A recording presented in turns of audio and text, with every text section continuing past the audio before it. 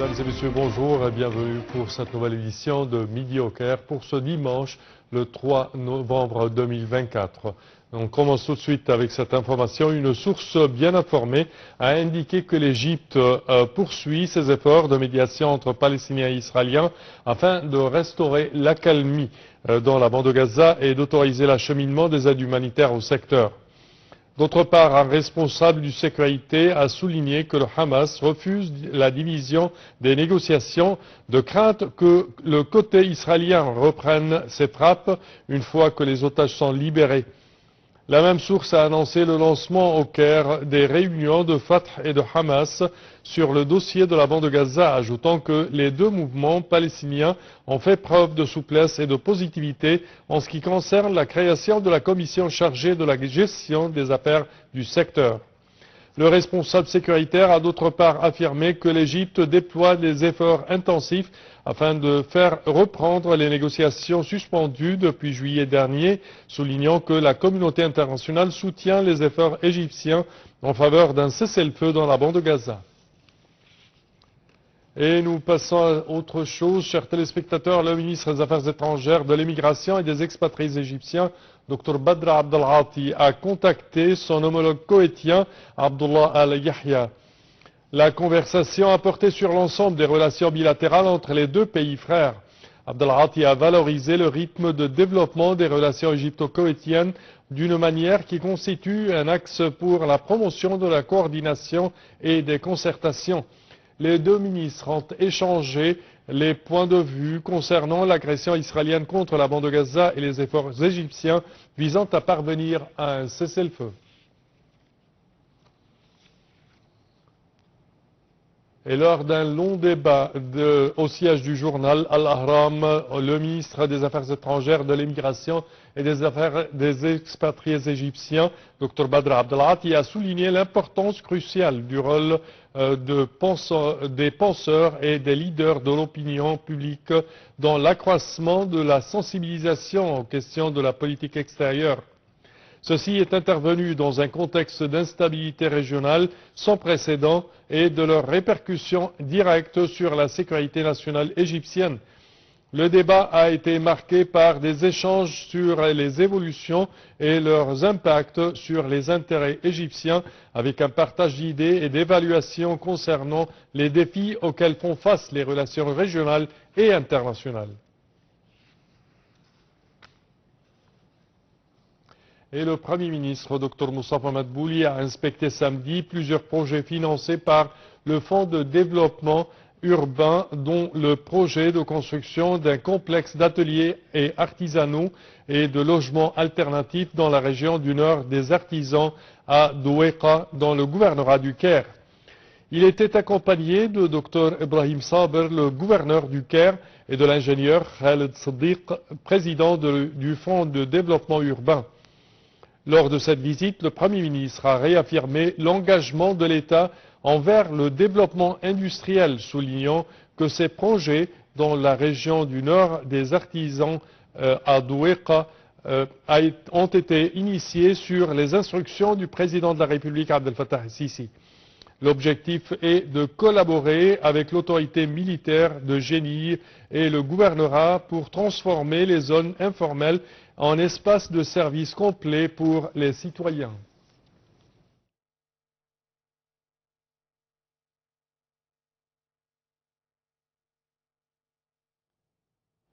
Et l'agence internationale de notation Fitch a relevé hier d'un cran la note de la dette à long terme de l'Égypte à B contre B- auparavant, saluant plusieurs améliorations macroéconomiques pour le pays.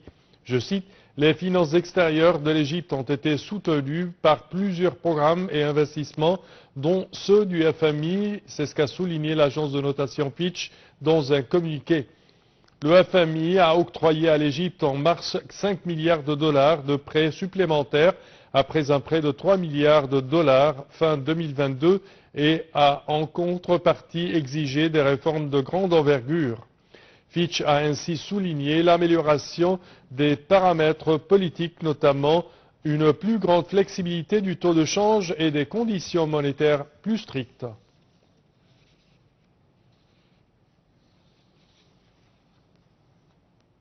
Et le président opérationnel du Grand Musée égyptien GME, Ahmad Ronim, s'est déclaré réjoui de l'accueil au musée de la semaine urbaine du Caire, laquelle comprend les plus prestigieuses collections archéologiques de l'Égypte antique. Pour plus de détails, voici un commentaire. Le président opérationnel du Grand Musée égyptien, Ahmad Ronim, s'est déclaré réjoui de l'accueil au musée de la Semaine urbaine du Caire, lequel comprend les plus prestigieuses collections archéologiques de l'Égypte antique. Le Caire a une longue histoire à titre de capitale, et il est l'une des plus anciennes capitales du monde, et peu de villes bénéficient d'une histoire, et il faut les préserver, a-t-il ajouté. Nous nous rappelons les différentes périodes de l'histoire qui indiquent que cette région est un lieu résidentiel depuis plus de 7000 ans.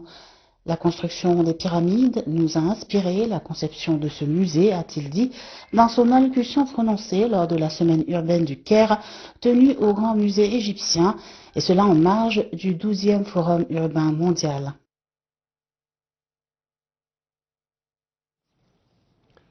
Et nous enchaînons, chers téléspectateurs, avec ce compte rendu. La mission archéologique égypto-américaine opérant dans la nécropole du sud de Hassassit a découvert une tombe datant du Moyen Empire et qui est la première mise à jour dans ce lieu. Pour plus de détails, voici un commentaire.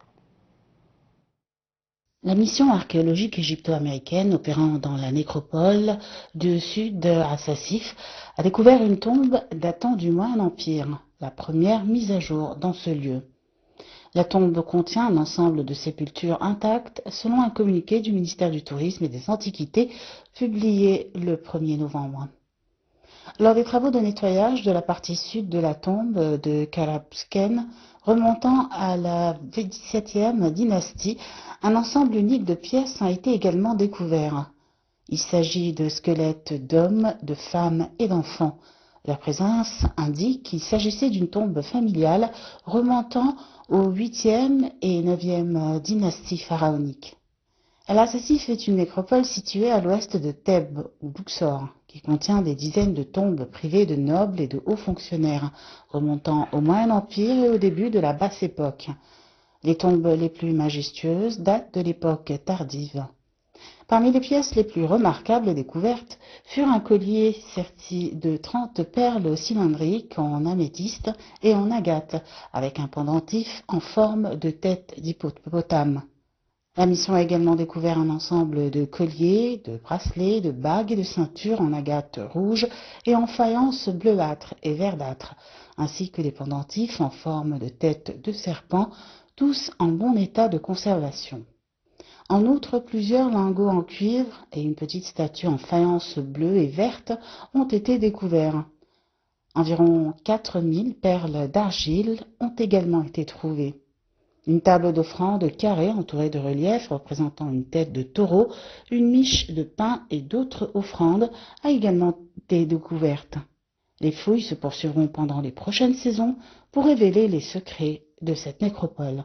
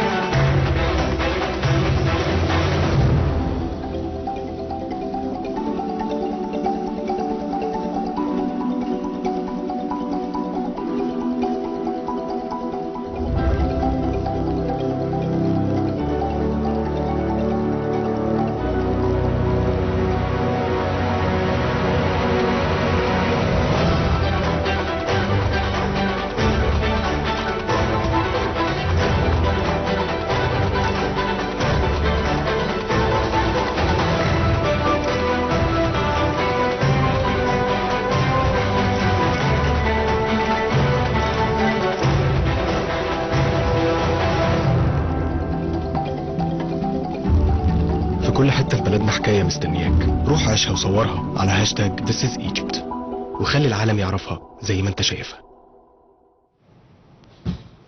Et c'est ainsi, chers téléspectateurs, que prend fin notre édition d'aujourd'hui de Midi au Caire. Je vous remercie de votre attention et je vous donne rendez-vous demain à la même heure. Au revoir.